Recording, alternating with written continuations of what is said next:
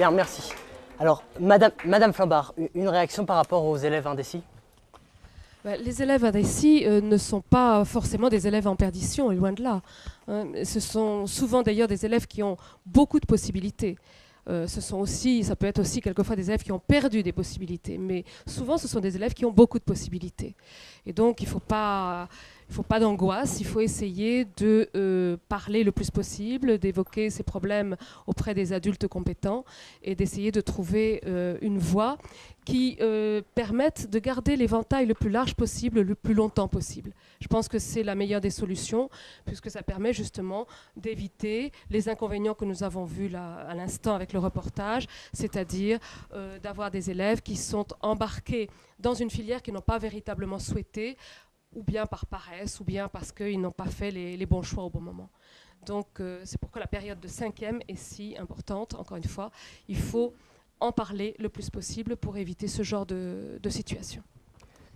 D'accord, alors venons-en aux 3 profils types. Alors, Monsieur Saucé, est-ce que vous pouvez nous établir un pourcentage d'élèves scientifiques, littéraires et socio-économiques?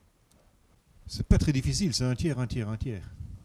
Mais comment concevez-vous la grille des 6e? Est-ce que c'est par rapport à un sondage que vous établissez en classe? Est-ce qu'il y a un cours qui est plus ouvert qu'un autre?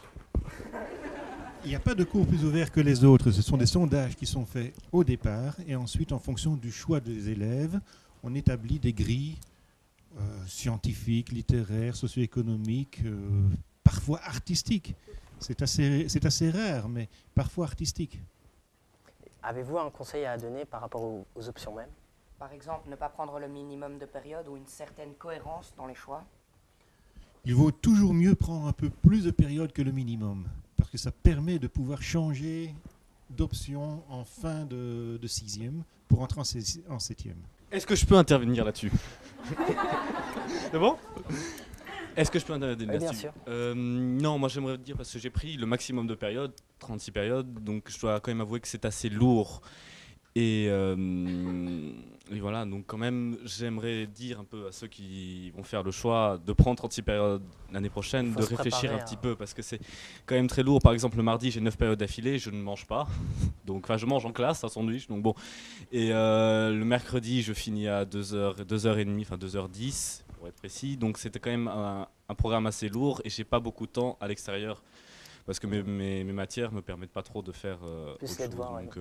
Donc réfléchissez bien par rapport à là-dessus. Madame Flambard, Si vous me permettez juste un petit mot, c'est là encore que j'en reviens toujours à la même chose.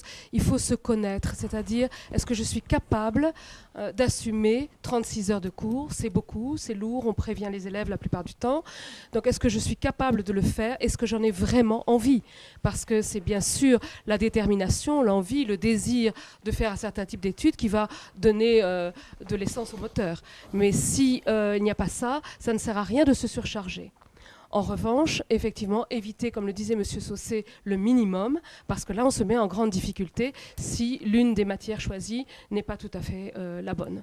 Et donc, il faut arriver à un juste équilibre, et c'est là aussi qu'il est important de travailler à cela et d'en discuter.